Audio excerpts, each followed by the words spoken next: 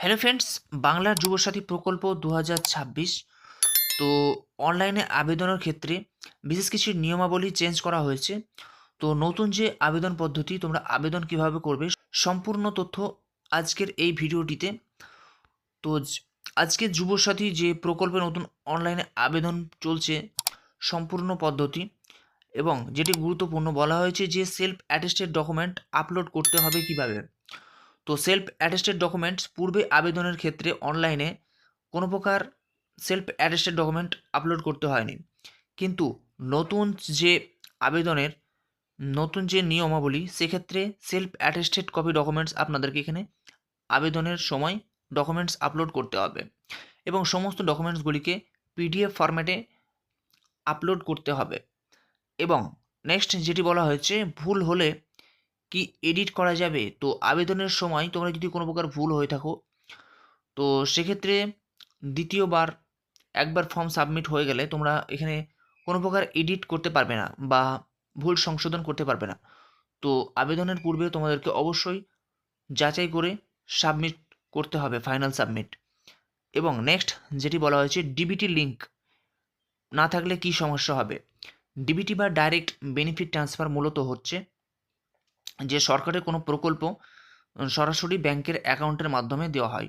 তো সেক্ষেত্রে তোমাদের ব্যাংকের যে অ্যাকাউন্ট রয়েছে, সেটিতে যদি ডিবিটি পরিষেবা চালু না থাকে বা এনেবেল না থাকে, তাহলে তোমরা ডিবিটি এনেবেল করেই নিতে হবে। তো অনলাইনে সম্পূর্ণ তথ্য এই ভিডিওটিতে, তোমরা কিভাবে ডিবিটি এনেবেল করবে বা তোমাদের যদি ডিবিটি কোনো অন্য ব্যাংক থাকে, সেক্ষেত্রে তোমরা কিভাবে সেটিকে পরিবর্তন করবে, আজকে সম্পূর্ণ ভিডিও এই ভিডিওটির মাধ্যমে। এবং নেক্সট যেটি, যে আবেদন করার পর তোমরা স্ট্যাটাস কিভাবে চেক করবে, অনলাইন স্ট্যাটাস কিভাবে চেক করবে যে আবেদনটি তোমাদের সম্পূর্ণ হয়েছে কিনা। তো ভিডিওটা সম্পূর্ণ শেষ পর্যন্ত দেখো। তো প্রথমত তোমাদেরকে অফিসিয়াল ওয়েবসাইটে চলে আসতে হবে। এ হচ্ছে অফিসিয়াল ওয়েবসাইট। তো এখানে তোমরা দেখতে পাবে বাংলা যুবসাথী প্রকল্প, ঠিক এখানে দেখতে পাবে ক্লিক টু অ্যাপ্লাই। তো এই বাটনে তোমাদেরকে ক্লিক করে নিতে হবে। তো তোমরা এই অফিসিয়াল ওয়েবসাইটের লিঙ্ক আমাদের ইউটিউবের ডেসক্রিপশন বক্স থেকে গিয়ে সরাসরি আবেদন করতে পারবে। তো সেখানে দেওয়া থাকবে। তো এখানে তোমাদেরকে ক্লিক টু অ্যাপ্লাই বাটনে ক্লিক করতে হবে। এরপরে তোমরা দেখতে পাবে যে ইন্টারফেস, এইখানে তোমরা দেখতে পাবে যে বিশেষ কিছু তোমাদের ডকুমেন্টস আপলোডের ক্ষেত্রে গুরুত্বপূর্ণ তথ্য বলা হয়েছে, যে মাধ্যমিক or equivalent admit card self attested, যেখানে তোমাদেরকে পিডিএফ ফাইল আপলোড করতে হবে। তারপরে বলা হয়েছে যে ফাইল হচ্ছে ম্যাক্সিমাম সাইজ হচ্ছে 300 কেবি, এবং মাধ্যমিক ইকুইভ্যালেন্ট মার্কশিট যেটি বলা হয়েছে, তোমাদের এখানে সেলফ অ্যাটেস্টেড কপি পিডিএফে তোমাদেরকে ম্যাক্সিমাম ফাইল সাইজ 300 কেবির মধ্যে তোমাদেরকে এখানে আপলোড করতে হবে। তো তোমরা এখানে পিডিএফ কিভাবে বানাবে, তো পিডিএফ বানানোর জন্য তোমরা জেপিজি অনলাইন টুল যেগুলো রয়েছে, online tool image to PDF converter, এগুলো তোমরা থেকে সরাসরি পিডিএফগুলি করে নিতে পারবে। এবং তোমাদের যে সাইজে যদি প্রবলেম থাকে, তো এখানে পিডিএফ কম্প্রেসর করে তোমরা সেগুলিকে প্রত্যেকটা পিডিএফ তোমরা বানিয়ে নিতে পারবে। তো এবং পিডিএফগুলি সব বানানো হয়ে গেলে এখানে তোমরা দেখতে পাবে যে রিসেন্ট পাসপোর্ট সাইজ ফটো, সেগুলিকে জেপিজি এবং পিএনজি ফরম্যাটে রাখতে হবে। 50 কেবি হচ্ছে ম্যাক্সিমাম লিমিট সাইজ। তো এইখানে তোমরা দেখতে পাবে যে 3টি option, download system of guide, apply online এবং চেক স্ট্যাটাস। তো আবেদন করার জন্য তোমাদের এখানে অ্যাপ্লাই অনলাইন বাটনে ক্লিক করে নিতে হবে। তো অ্যাপ্লাই বাটনে ক্লিক করার সাথে সাথে তোমরা এখানে যে নতুন ইন্টারফেস দেখতে পাবে, এখানে অ্যাপ্লিক্যান্ট লগ ইন, তোমাদের যে mobile number, personal mobile number রয়েছে, তো এখানে বৈধ মোবাইল নম্বর তোমাদেরকে এখানে এখানে এন্ট্রি করে, তারপরে তোমাদেরকে এখানে ক্যাপচা সলভ করে এখানে জেনারেট ওটিপি বা সিক্রেট পিনের উপরে বাটনে ক্লিক করলে তোমাদের একটি ওটিপি আসবে। তো ওটিপিটি দিয়ে তোমাদেরকে সরাসরি লগ ইন করে নিতে হবে আবেদন করার জন্য। তো এরপরে তোমরা এখানে দেখতে পাবে যে অ্যাপ্লিকেশান ফর্ম এখানে তোমাদের খুলে যাবে। তো এখানে তোমাদেরকে যেটি করতে হবে, আধার নাম্বার তোমাদেরকে এন্ট্রি করতে হবে এবং ফার্স্ট নেম এবং লাস্ট নেম তোমাদেরকে এখানে এন্ট্রি করতে হবে। তারপরে তোমাদের এখানে মোবাইল ফোন নাম্বার এবং বৈধ একটি ইমেল আইডি তোমাদের এখানে আপলোড করতে হবে। এবং জেন্ডারের ক্ষেত্রে মেল, ফিমেল অথবা আদার্স যদি ক্যান্ডিডেট হয়ে থাকো, তো তোমাদেরকে এখানে সেটিকে ফর্ম ফিল আপ করতে হবে এবং ডেট অফ বার্থ দিয়ে তোমাদেরকে, এরপরে ডেট অফ বার্থ দেওয়ার পরে তোমাদের এখানে ফাদার্স নেম, মাদার্স নেম তোমাদের এখানে ফিল আপ করতে হবে। এবং ক্যাটাগরির ক্ষেত্রে এখানে তোমাদেরকে যে ক্যাটাগরিতে হবে তোমরা তো তোমরা যদি এসসি এসটি অথবা ওবিসি সার্টিফিকেট থেকে থাকে, তো তোমাদেরকে সেক্ষেত্রে ওই সার্টিফিকেট নাম্বারটি তোমাদের এখানে আপলোড করতে হবে। তারপরে তোমাদের এখানে মেরিটাল স্ট্যাটাস, তো আনম্যারিড বা এখানে যেগুলো রয়েছে তোমাদের অপশন, তো সেগুলিকে তোমাদের এখানে সিলেক্ট করতে হবে। এবং নেক্সট যেটি অপশান রয়েছে কন্ট্যাক্ট ডিটেলস, তো কন্ট্যাক্ট ডিটেলসের ক্ষেত্রে এখানে তোমাদের এখানে হাউস নাম যেটি রয়েছে তোমাদের লোকেশান এবং ভিলেজ তোমাদেরকে এখানে আপলোড করতে হবে, এবং পোস্ট অফিস যেটি রয়েছে তোমাদেরকে এবং ডিস্ট্রিক্ট তোমাদেরকে সিলেক্ট করে নিতে হবে। তো এখানে তোমরা দেখতে পাবে এরিয়ার ক্ষেত্রে, তো তোমাদের যদি এটি ব্লক হয়ে থাকে তো ব্লক সিলেক্ট করবে, অথবা মিউনিসিপ্যালিটি হলে মিউনিসিপ্যালিটি সিলেক্ট করে নিতে হবে, এবং যে মিউনিসিপ্যালিটি আন্ডারে তোমাদের এখানে পড়ছে সেটিকে তোমাদেরকে এখানে সিলেক্ট করে নিতে হবে। এরপরে তোমরা এখানে নেক্সট অপশান যেটি দেখতে পাবে যে পিনকোড এখানে তোমাদেরকে এন্ট্রি করতে হবে, এবং স্টেট তোমাদেরকে এখানে সিলেক্ট করে নিতে হবে। তারপরে তোমাদের এখানে এডুকেশান কোয়ালিফিকেশানস ডিটেলস আপলোড করতে হবে। তো মাধ্যমিক পাস সকল প্রার্থী এখানে আবেদন করতে পারবে, তো তোমাদেরকে অবশ্যই মাধ্যমিক পাস হতে হবে আবেদন করার জন্য। তো এখানে তোমাদেরকে যে বোর্ড রয়েছে তোমাদের মাধ্যমিক পাস, সেই বোর্ডের নাম তোমাদেরকে দিতে হবে। তারপরে তোমাদের এখানে রোল নাম্বার এবং রোল এবং নাম্বার, তারপরে তোমরা কত সালে পাস করেছিলে সেই সালটি তোমাদেরকে এখানে দিতে হবে। এরপরে হায়েস্ট যেটি কোয়ালিফিকেশন রয়েছে তোমাদেরকে এখানে সিলেক্ট করে নিতে হবে, এবং প্রেজেন্ট অকুপেশনের ক্ষেত্রে তোমাদের বিশেষ গুরুত্বপূর্ণ যে এখানে তোমরা আনএমপ্লয়েড অথবা স্টুডেন্টস দিতে পারো প্রেজেন্ট অকুপেশনের ক্ষেত্রে। এরপরে তোমাদের নেক্সট যে স্টেপ রয়েছে ব্যাঙ্ক অ্যাকাউন্ট ডিটেলস, তো তোমাদের যে ব্যাংকের সাথে ডিবিটির লিঙ্ক আছে বা ডাইরেক্ট বেনিফিট ট্রান্সফারের লিঙ্ক আছে সেটি তোমাদেরকে এখানে সেই ব্যাংকের অ্যাকাউন্টের নাম তোমাদেরকে এখানে দিতে হবে। তো এখানে দেখতে পাচ্ছ তোমরা এখানে ব্যাঙ্ক নেম এবং ব্যাঙ্ক ব্রাঞ্চ নেম তোমাদের যেটি রয়েছে, এবং ব্যাঙ্ক অ্যাকাউন্ট নাম্বার এবং আইএফএসসি কোড তোমাদেরকে এখানে দিতে হবে। এবং আরেকটি নেক্সট যেটি স্টেপ বলা হয়েছে গুরুত্বপূর্ণ, যে weather financial assistance receive from government, তো তোমরা যদি গভর্নমেন্ট থেকে অন্য কোনো স্কিম পেয়ে থাকো সেক্ষেত্রে তোমরা এখানে ইয়েস অথবা নো তোমাদেরকে সিলেক্ট করতে হবে। তো সমস্ত তথ্য এখানে ফিল আপ হয়ে গেলে তোমরা এখানে দেখতে পাবে সেভ বেসিক ডিটেলস প্যাটার্ন, তো এখানে তোমাদেরকে ক্লিক করলে তোমরা যে ফর্ম ফিল আপ করেছে সেটি সেভ হয়ে যাবে। তো এরপরে নেক্সট যেটি স্টেপ রয়েছে ডকুমেন্টস আপলোড তোমাদেরকে এখানে করতে হবে। তো প্রত্যেকটি ডকুমেন্টস তোমরা এখানে দেখতে পাবে যে সিলেক্ট অপশান, তো চুজ ডকুমেন্ট সিলেক্ট করে তোমরা যে ডকুমেন্টসটি আপলোড করতে হবে সিলেক্ট করে নিয়ে তারপরে তোমাদেরকে এখানে সেভ বাটনে ক্লিক করে নিতে হবে।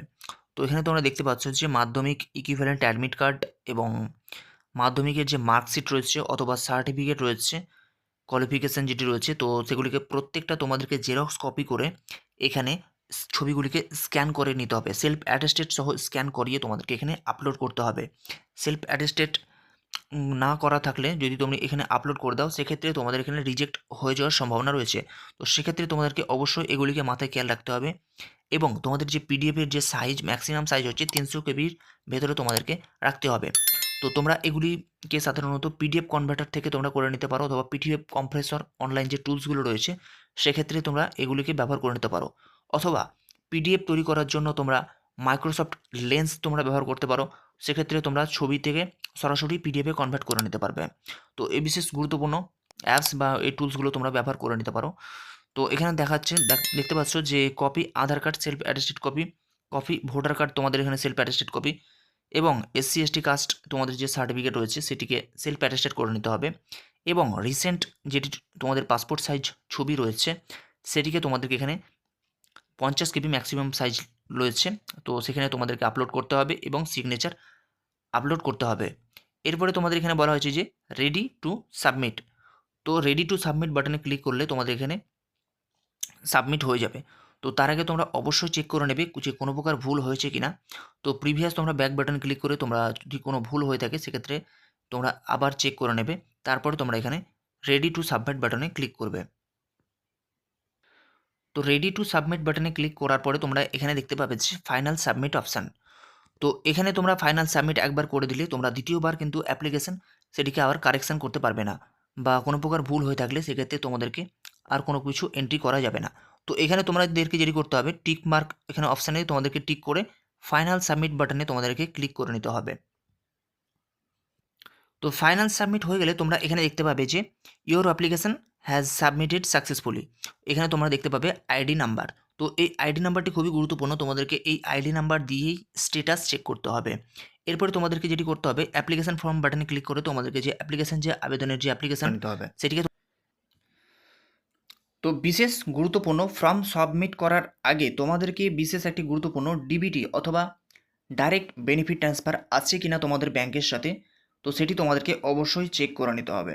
এর জন্য তোমার যে ব্যাংকের সাথে মোবাইল নাম্বারের লিঙ্ক রয়েছে, তো তোমরা সাধারণত মোবাইল ফোন নম্বর দিয়েই চেক করে নিতে পারবে যে তোমার ডিবিটি বা ডাইরেক্ট বেনিফিটস চালু আছে কি না। তো সেটি চেক করার জন্য তোমাদেরকে যেটি করতে হবে, এই যে অফিসিয়াল ওয়েবসাইট তোমরা দেখতে পাচ্ছ npci.org.in, এই ওয়েবসাইটে তোমাদেরকে এখানে চলে আসতে হবে।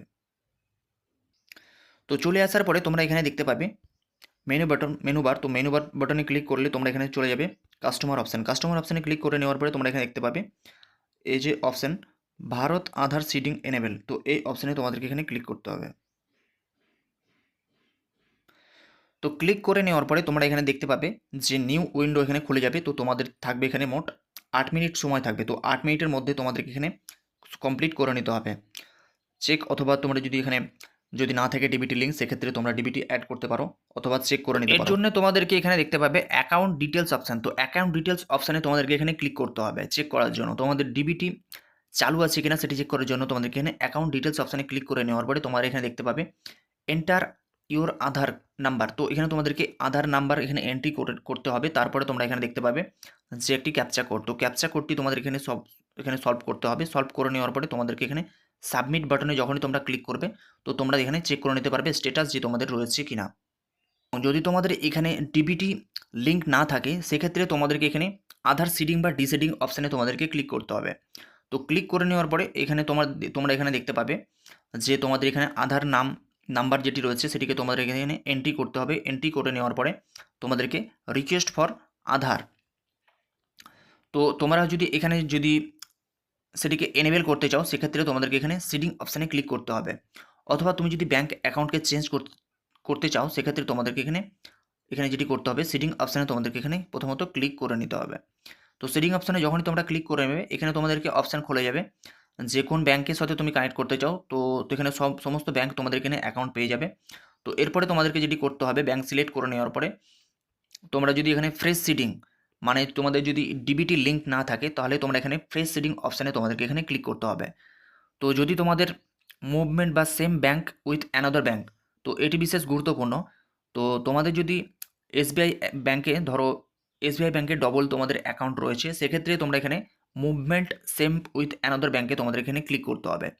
তো তোমরা যদি একটি ব্যাংক থেকে অন্য ব্যাংকে চেঞ্জ করতে চাও, সেক্ষেত্রে তোমাদেরকে এখানে 3 নম্বর অপশান যেটি রয়েছে movement from one bank to another bank.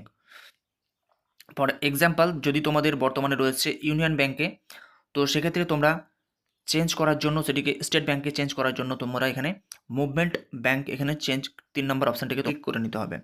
তো ক্লিক করে নেওয়ার পরে তোমাদেরকে এখানে যেটি করতে হবে, ব্যাংকের অ্যাকাউন্ট নেম তোমাদেরকে এখানে দিতে হবে। এরপর তোমাদেরকে কনফার্ম ব্যাংকের অ্যাকাউন্ট নেম তোমাদেরকে দিতে হবে। এরপর দেখতে পাচ্ছ যে এখানে তোমরা টিক বাটন, তো টিক বাটনে ক্লিক করে নেওয়ার পরে তোমরা এরপরে তোমাদেরকে যেটি করতে হবে, ক্যাপচা কোড এখানে এন্ট্রি করে তোমাদেরকে এখানে সাবমিট করলেই তোমাদের এখানে প্রসেসিং কিছুটা সময় নেবে। তারপরে তোমরা ডিবিটি লিঙ্ক করতে পারবে।